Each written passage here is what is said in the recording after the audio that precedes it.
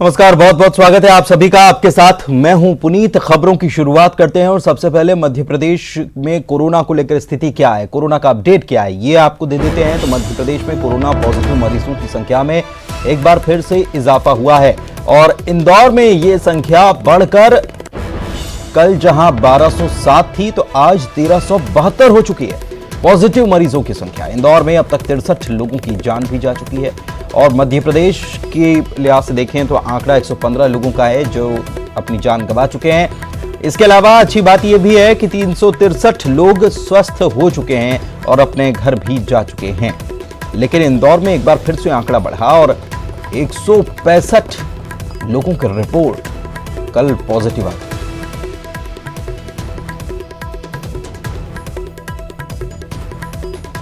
अरुण हमारे सहयोगी हमारे साथ फोन लाइन पर जुड़े हुए हैं, उनसे बात करते हैं। अरुण, बीती रात खबर आई 165 लोगों की और रिपोर्ट पॉजिटिव आई है और यह आंकड़ा 1300 को भी पार कर गया। बेहद चिंताजनक स्थिति इंदौर में बनी हुई है। तो बिल्कुल देखिए, चिंताजनक स्थिति है और देर रात जो बुलेटिन जारी हुआ, मेडिकल बुलेटिन, उसमें 165 नए कोरोना पॉजिटिव मरीज सामने आए। आंकड़ा अब 1372 पर पहुंच गया है।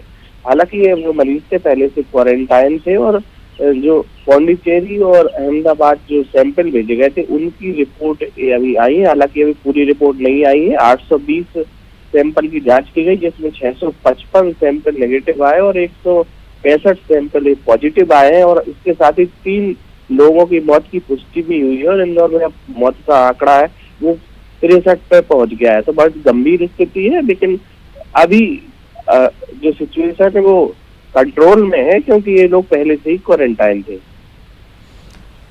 अभी और कितने लोगों की रिपोर्ट आनी बाकी है? कितने लोग क्वारंटीन किए गए हैं इंदौर में और उनकी जांच रिपोर्ट कब तक आने की संभावना है? क्योंकि ये आंकड़ा जो बढ़ रहा है, निश्चित रूप से इंदौर के लोग जब इस खबर को देखते होंगे तो जरूर उनके माथे पर चिंता कि लकीरें आ जाती होंगी कि ये लगातार आंकड़ा बढ़ता जा रहा है। हालांकि अच्छी बात यह है कि क्वारंटीन किए हुए लोग हैं, इन्हीं की रिपोर्ट आ रही है, लेकिन ये कब तक आएगी? बहुत वक्त लग जा रहा है। देखिए, अभी भी 800 रिपोर्ट पेंडिंग है जो अहमदाबाद भेजी गई है। पौंडीचेरी से जो पूरी रिपोर्ट नहीं आई है, तो अभी 800 रिपोर्ट और पेंडिंग पड़ी हुई है। इसके अलावा 1000 से ज्यादा लोग अभी क्वारंटाइन हैं जिनकी सैंपलिंग की गई है। तो करीब आप मान लीजिए 1800 लोग हैं जिनकी सैंपलिंग अभी और रिपोर्ट इनकी आएगी। उसके बाद उसमें 20% करीब पॉजिटिव लोग आते हैं, तो 200 या 300 लोग और अभी इसमें पॉजिटिव आने की संभावना है। और अगर यहाँ इंदौर की बात की जाए तो इंदौर में अभी पेंडेंसी नहीं है रिपोर्ट्स की। जितनी भी रिपोर्ट्स 200-300 जो आ रहे हैं सैंपल, उनकी जांच के मेडिकल कॉलेज में हो रही है। तो अभी 200-300 लोगों के और 1-2 दिन में पॉजिटिव आने की संभावना है। ऐसे में आप समझ सकते हैं करीब 2000 तक ये आंकड़ा पहुंचेगा। हालांकि जो कलेक्टर है उनका कहना है कि हालात काबू में है और 1 हफ्ते में पूरे शहर की स्थिति साफ हो जाएगी क्योंकि 18 लाख से ज्यादा लोगों की स्क्रीनिंग हो चुकी है और करीब 10 से 12 लाख लोगों की और स्क्रीनिंग बाकी है और 4-5 दिन में हो जाएगी। तो इसके बाद पूरे शहर की एक तस्वीर है वो सामने आ जाएगी कि आखिरकार कितने लोग कोरोना से संक्रमित हैं। एक बात और कि पुणे कुछ सैंपल्स भेजे गए थे, एल स्ट्रीम वायरस कोरोना का ये है ऐसा बताया जा रहा था और उसकी पुष्टि के लिए पुणे भेजे गए थे। कब तक उनकी रिपोर्ट्स आनी है? देखिए, वो एल स्ट्रेन वायरस है जो सबसे घातक है और वुहान में इसी वायरस ने तबाही मचाई थी। तो जिस तरह से मौतों का आंकड़ा इंदौर में बढ़ रहा है तो एक तरह से शक हुआ था, आशंका हुई है कि शायद एल स्ट्रेन वायरस की वजह से इंदौर में इतनी तबाही मच रही है, इतनी ज्यादा मौतें हो रही हो। इसलिए गांधी मेडिकल कॉलेज की जो डीन है ज्योति बिंदल ने ये पूरा सैंपल वहाँ भेजे हैं और वहाँ पर लैब NIV लैब पुणे भेजे गए हैं सैंपल। वहाँ पर अभी जांच की जाएगी कि ये आखिरकार वायरस एल स्ट्रेन है या एस स्ट्रेन है। एल स्ट्रेन और एस स्ट्रेन 2 वायरस बड़े खतरनाक है, लेकिन एल स्ट्रेन सबसे खतरनाक है। एस स्ट्रेन उन लोगों को ज्यादा परेशान करता है जिनको पहले से डायबिटीज या दूसरी बीमारियां हैं, लेकिन एल स्ट्रेन सबसे घातक है। वुहान में इसी वायरस की वजह से लाखों लोग मर गए और इंदौर में भी जिस तरह से मौतों का आंकड़ा बढ़ रहा है उससे शंका जताई जा रही थी। लेकिन अभी रिपोर्ट जब आएगी 2 दिन 4 दिन जब भी आएगी तब पता लग पाएगी कि आखिरकार कौन सा वायरस है जो इंदौर में काम कर रहा है। चलिए, बहुत बहुत शुक्रिया आपका इस तमाम जानकारी के लिए और आप नज़र बनाए रखें। तो इंदौर से ये खबर अरुण ने पहुंचाई कि यहाँ पर पॉजिटिव मरीजों की संख्या में एक बार फिर से इजाफा हुआ है। 165 मरीज पॉजिटिव आए हैं और इसी के साथ ये आंकड़ा 1300 को भी पार कर चुका है। 1372 हो चुका है इंदौर में। और इधर बुरहानपुर में दाऊदपुरा में रहने वाले बुजुर्ग की रिपोर्ट भी पॉजिटिव आई है। प्रशासन ने पीड़ित के घर के आसपास के इलाके को सील कर दिया है। स्वास्थ्य विभाग का कहना है कि बुजुर्ग के संपर्क में आने वालों की भी पहचान की जा रही है।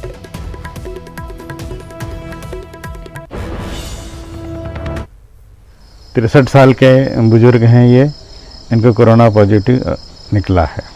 सर अभी तक बुरहानपुर में कितने मरीज?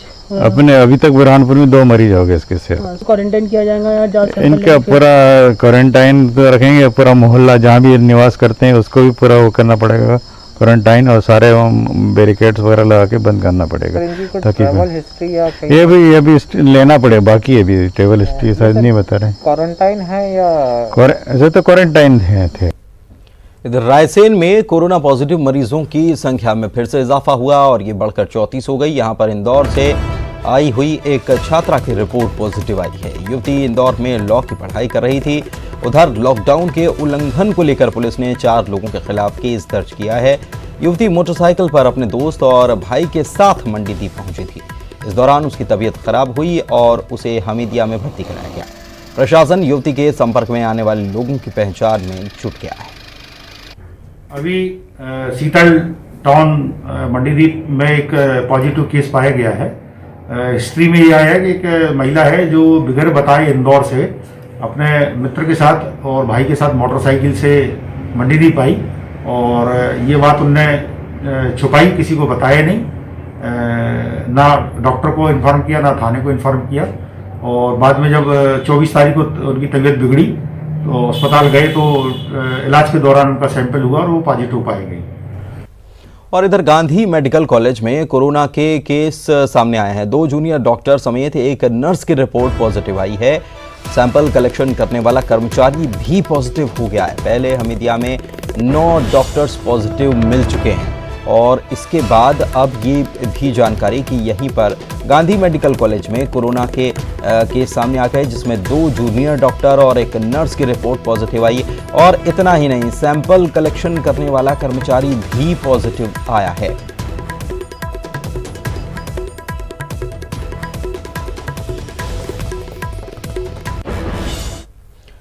वहीं कल सीएम शिवराज सिंह चौहान ने टास्क फोर्स के साथ एक बैठक की थी। वीडियो कॉन्फ्रेंसिंग के जरिए सीएम ने आर्थिक मोर्चे पर निपटने की रणनीति पर चर्चा की। इस दौरान सीएम ने अर्थशास्त्रियों से सुझाव लिए। लॉकडाउन की वजह से एमपी के राजस्व में 30% गिरावट का अनुमान लगाया जा रहा है। राज्य सरकार को राजस्व में करीब 26,000 करोड़ रुपए के नुकसान का अनुमान लगाया जा रहा है और ऐसे में सरकार की रणनीति क्या होगी, इसको लेकर चर्चा की गई।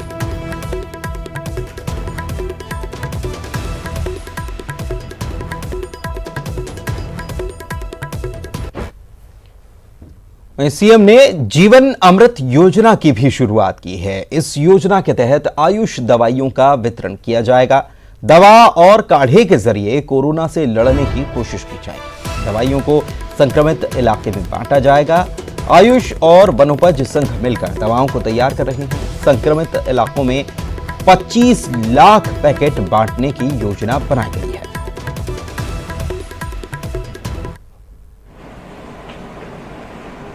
ये काढ़ा पीने से हमारे शरीर की रोग प्रतिरोधक क्षमता बढ़ेगी और इसलिए कोरोना को कंट्रोल करने के लिए, समाप्त करने के लिए हमने ये योजना बनाई है कि घर घर ये काढ़े के पैकेट पहुंचाए जाए। ये काढ़ा और कहीं नहीं, मध्य प्रदेश लघु वनोपज संघ बनाएगा। पीपल सॉल्ट और काली मिर्च को समान अनुपात में कूटकर बनाया जा सकता है। ये एक रोग प्रतिरोधक क्षमता तो बढ़ाएगी। कोरोना के साथ साथ सर्दी जुकाम खांसी में भी लाभप्रद होगा और इसका कोई भी दुष्प्रभाव नहीं है, साइड इफेक्ट नहीं है, इसलिए हम सबके लिए बहुत उपयोगी है। वहीं स्वास्थ्य मंत्री नरोत्तम मिश्रा ने मीडिया से बात की और कहा कि प्रदेश में सरकार ने जांच की क्षमता को बढ़ा दिया है। सरकार ने सर्वे के लिए एक स्पेशल टीम भी बनाने का फैसला किया है, जो प्रमुख जिलों में जाकर कोरोना संक्रमित इलाकों में कैंप करेगी। और उन्होंने ये भी कहा कि अब तक 32,000 सैंपल में से 28,000 की रिपोर्ट आई है, जबकि 4,000 की रिपोर्ट आनी अभी बाकी है। संक्रमण को रोकने के लिए सरकार अब प्रशासनिक और डॉक्टरों की टीम को मौके पर पहुंचाने की तैयारी में, उसको लेकर 5 से 10 सदस्यों का एक दल गठित किया जाएगा। प्रदेश के मंत्री नरोत्तम मिश्रा जी हमारे साथ मौजूद हैं। सर, एक टीम का गठन किया जा रहा है, इसकी जरूरत क्यों पड़ रही है? कोरोना कोई प्रदेश की बीमारी नहीं है, क्षेत्र की बीमारी नहीं है, देश की बीमारी नहीं, वैश्विक बीमारी है। और जब कोई वैश्विक संकट होता है तो इस तरह के नए नए चीजें करते हैं। और इसलिए एक दल बना रहे हैं, जांच दल। कहाँ कब कैसे क्या और हो सकता है, कहाँ कब कैसे क्या और करना है, ये सब वो जांच दल देखेगा, कैंप करेगा, वहीं रहेगा और सुधार लाने की कोशिश में लग जाएगा, चाहे वो उज्जैन हो, भोपाल हो या इंदौर हो, खरगोन हो, कहीं भी हो। सर, जांच के सैंपल अभी भी काफी पेंडिंग है, 4,000 से ज्यादा संख्या बताई जा रही है। 32,000 जांच सैंपल हुई है, 28,000 की रिपोर्ट आ गई। 4,000 में भी मैंने जैसे कल बताया कि 800 वगैरह की कल आने वाली है। तो ये तो लगातार जाते भी हैं और आते भी हैं, रोज रिपोर्ट आ रही है और रोज रिपोर्ट जा रहे हो, तो ये चलने वाली साइकिल है, उतना तो रहेगा। इंदौर सबसे ज्यादा अब हाई रिस्क जोन बनता जा रहा है, वहाँ निश्चित रूप से देखिए, मैंने पहले भी कहा था कि जमाती लोगों ने आके इंदौर की हालत बिगाड़ी और वो इतने नीचे उतर गए थे कि ये तकलीफ तो आनी थी, पर हम संभालेंगे, लड़ रहे हैं। पीएम मोदी ने एक जीवन मंत्र दिया है कि 3 गज की दूरी हो, उतनी दूरी का पालन करें क्योंकि लड़ाई लंबी चलने वाली है। निश्चित रूप से इसमें हमको कोरोना को अपनी लाइफ स्टाइल का अंग बनाना पड़ेगा, जीवन पद्धति इस तरह की करना पड़ेगी। भारतीय संस्कृति थी इस तरह की, नमस्ते करते थे, हाथ मिलाते नहीं थे। हमारी पद्धति ऐसी थी कि घर के बाहर जूते उतारते थे, हमारी पद्धति ऐसी थी हाथ पैर धो के घर के अंदर जाते थे। यही कोरोना कह रहा है। सर, ये लोगों को बड़ी उत्सुकता है कि क्या भोपाल, इंदौर, उज्जैन और खरगोन में रिलैक्सेशन मिल सकता है 3 मई के बाद? कुछ इस तरीके के हालात बन सकते हैं या लॉकडाउन बढ़ेगा वहाँ? तारीख की स्थिति देखें, उसके बाद तय करेंगे। तो प्रदेश के मंत्री हैं नरोत्तम मिश्रा, उनका कहना है कि लॉकडाउन बढ़ाए जाने को लेकर अभी 3 मई का इंतजार करना होगा, लेकिन सरकार अब स्पेशल टीम गठित कर उन इलाकों में अधिकारियों को भेजने की तैयारी में है जहां पर कोरोना का संक्रमण है। वो मौके पर पहुंचकर इस बात का जायजा लेगी कि किस तरीके से व्यवस्थाओं को बेहतर करना है। कैमरामैन अनिल गवई के साथ अनुराग श्रीवास्तव, न्यूज 18 भोपाल। इधर मध्य प्रदेश में सार्वजनिक स्थल पर थूकने पर जुर्माना लगाया जाएगा। कोरोना संक्रमण को लेकर यह प्रतिबंध लगा दिया गया है। नगरीय प्रशासन ने इस बात के आदेश जारी कर दिए हैं। तो ये बड़ी खबर आपको बता रहे हैं कि मध्य प्रदेश में अगर सार्वजनिक स्थल पर कोई थूकता है तो उस पर जुर्माना लगाया जाएगा। कोरोना संक्रमण को लेकर यह प्रतिबंध लगाया गया है। जिस तरीके से इंदौर में लगातार मामले सामने आ रहे हैं, बढ़ते जा रहे हैं, रिपोर्ट पॉजिटिव आ रही है। दूसरी तरफ अगर भोपाल की बात की जाए तो भोपाल से भी यही खबरें आ रही हैं। तो इसके बाद अब ये तय किया गया है कि सार्वजनिक स्थल पर थूकने पर जुर्माना लगेगा। कोरोना संक्रमण को लेकर यह प्रतिबंध लगा है। नगरीय प्रशासन ने आदेश जारी कर दिया है।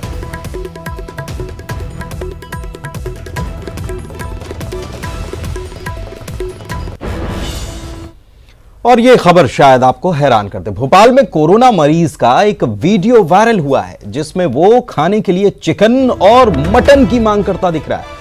ये मरीज कह रहा है कि वेज खाना खाते खाते उसके मसूड़ों में दर्द होने लग गया है और इसीलिए उसे चिकन और मटन दिया जाए, वरना वो खाना नहीं खाएगा।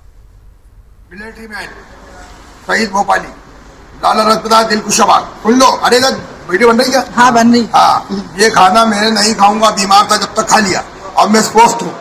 मुझे नटबोल चाहिए, चिकन मुर्गा, मछली तंदूरी, तो खाना खाऊंगा नहीं तो ये ले जाओ तुम खाना। मेरे घर से बुलवाऊंगा, मेरे घर से खाऊंगा नहीं तो मैं छोड़ दूँ, मैं जा रही हूँ घर खाना खाना तुम्हारा। ठीक है। हाँ, और मेरा नंबर भी लिख लो, 9826 928 754। शहीद भोपाली बोलते हैं मुझे। ये लगा खाना तुम्हारा। ये खाने की बुराई नहीं करी, अच्छा खाना है, खाने की बुराई नहीं करी, खाना एक नंबर है, लेकिन मेरे मसूड़े दुख रहे हैं, मेरे को तो डेली होना पाई। और खंडवा में कलेक्ट्रेट परिसर में सांसद नंद कुमार सिंह चौहान ने बैठक में हिस्सा लिया। इस बैठक में सांसद ने प्रमुख बाजार खोले जाने से मना कर दिया। सांसद का कहना था कि 3 मई तक लॉकडाउन का जिले में पालन किया जाएगा। पहले प्रशासन ने प्रमुख बाजार खोलने की बात कही थी। बहुत जरूरी है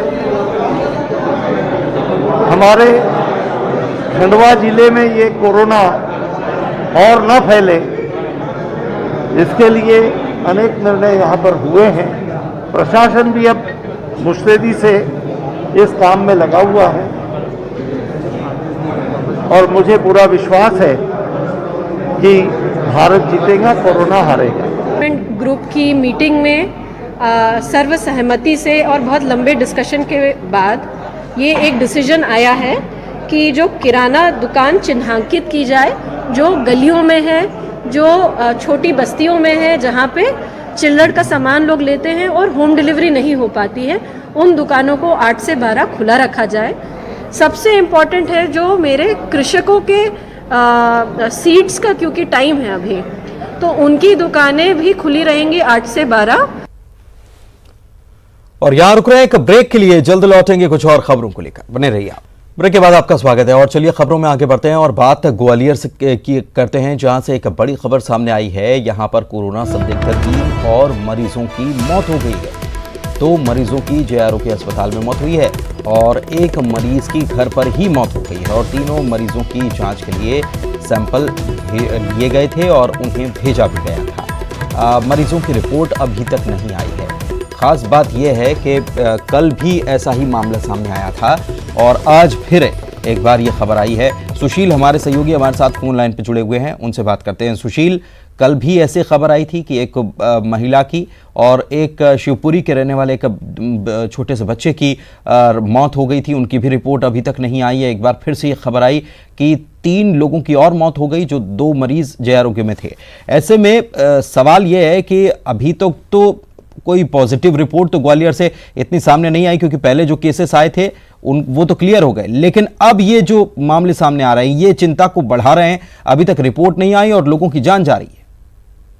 बिल्कुल, देखिए कहीं ना कहीं 24 घंटे के अंदर 3 और जो कोरोना संदिग्ध मरीज हैं उनकी मौत हो गई है। ग्वालियर निवासी सोहनलाल शर्मा की JRO अस्पताल में मौत हुई। इसके अलावा मनोज कुशवाहा नाम के 25 साल के युवक की उसके घर पर ही मौत हुई है। इसके साथ ही तीसरी जो मरीज थी सविता नाम की महिला जो श्योपुर की रहने वाली थी, ये भी JRO अस्पताल के आइसोलेशन वार्ड में भर्ती थी।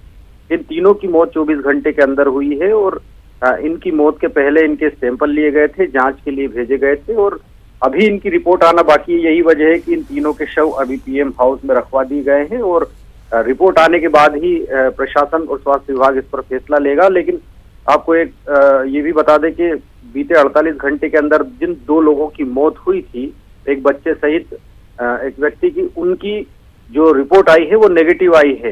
तो कहीं ना कहीं ये जरूर राहत की बात रही है कि पिछले जो 2 मरीजों की मौत हुई थी, एक बच्चे सहित एक महिला की, तो उनकी रिपोर्ट नेगेटिव आई है। लेकिन 3 और संदिग्ध मरीजों की मौत के बाद अब कहीं ना कहीं प्रशासन के लिए चिंता की बात है और अब इनकी जो कोरोना टेस्ट रिपोर्ट है उसका इंतजार किया जा रहा है। उसके बाद ही जो है इनके शव और PM पर फैसला लिया जाएगा। लेकिन कहीं एक बात और है सुशील की, केवल यही नहीं और भी अन्य लोगों की भी रिपोर्ट सैंपल्स लिए गए होंगे, उनकी भी रिपोर्ट पेंडिंग होगी और ये चिंता की बात है कि रिपोर्ट पेंडिंग होने की स्थिति में ही अगर मौत हो जा रही है। अच्छी बात यह है कि रिपोर्ट नेगेटिव आई, जो पहली जो आपने बताई, लेकिन ऐसे में अगर किसी की रिपोर्ट पॉजिटिव आती है तो रिपोर्ट आने में देरी की वजह से उसे शायद इलाज भी नहीं मिल पा रहा। बिल्कुल, कहीं ना कहीं पुनीत ये भी एक बड़ा मसला रहता है इलाज के दौरान जो मौत होती है कि रिपोर्ट आने तक का इंतजार किया जाता है और तब तक उसको व्यवस्थित इलाज नहीं मिल पाता। यही वजह है कि कई बार संदिग्धों की मौत बिना कोरोना के ही और इलाज के अभाव में भी हो जाती है और यही देखने के लिए मिला है। जो पिछली 2 मौत हुई थी, एक बच्चे और एक महिला की, तो कहीं ना कहीं उनकी रिपोर्ट का इंतजार किया जा रहा था। लेकिन जब उनकी मौत हो चुकी और उसके बाद रिपोर्ट आई तो वो रिपोर्ट उनकी नेगेटिव निकली है। तो इसी तरह से इन तीनों मरीजों को भी देखने के लिए मिला, जिसमें से एक मरीज की उसके घर पर ही मौत हुई है। कहीं ना कहीं उसे भी व्यवस्थित इलाज नहीं मिलने की बात सामने आ रही है, परिजनों का यही कहना है। लेकिन अब जांच रिपोर्ट आएगी, उसके बाद ही इन तीनों की मौत की असली वजह पता चलेगी। लेकिन कहीं ना कहीं जांच रिपोर्ट की देरी भी स्वास्थ्य विभाग की व्यवस्थाओं को प्रभावित करती है। ये बिल्कुल, देखने में आ रहा अगर है। जांच रिपोर्ट जल्द से जल्द मिल जाए तो उस हिसाब से इलाज भी शुरू हो सकता है। बहुत बहुत शुक्रिया आपका सुशील इस तमाम जानकारी के लिए। तो अगर बीते 24 घंटे की बात की जाए तो 3 लोगों की रिपोर्ट अभी आनी बाकी है, लेकिन 3 लोगों की मौत हो चुकी है और ये तीनों कोरोना संदिग्ध बताए जाते हैं। 2 की अस्पताल में तो 1 व्यक्ति की घर पर ही मृत्यु हो गई।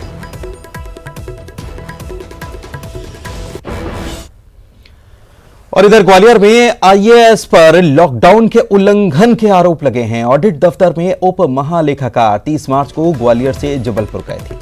उनकी पत्नी जबलपुर मेडिकल कॉलेज में है। पत्नी से मिलने के बाद जितेंद्र तिवारी 20 अप्रैल को ग्वालियर लौटे। इस बाबत उन्होंने प्रशासन को कोई जानकारी नहीं दी। कलेक्टर ने अब मामले की जांच के आदेश दे दिए हैं।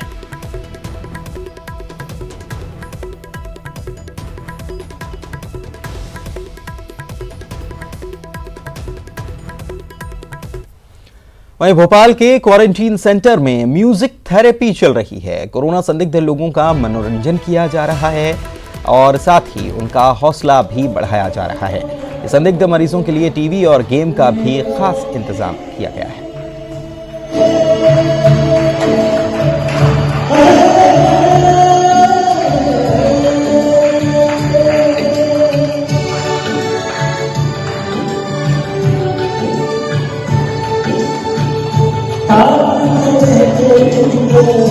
मत मौसम की ये जो तेरी आंखें हैं, सोला शबनम की, यही मरना भी है मुझको, मुझे जीना भी यही है।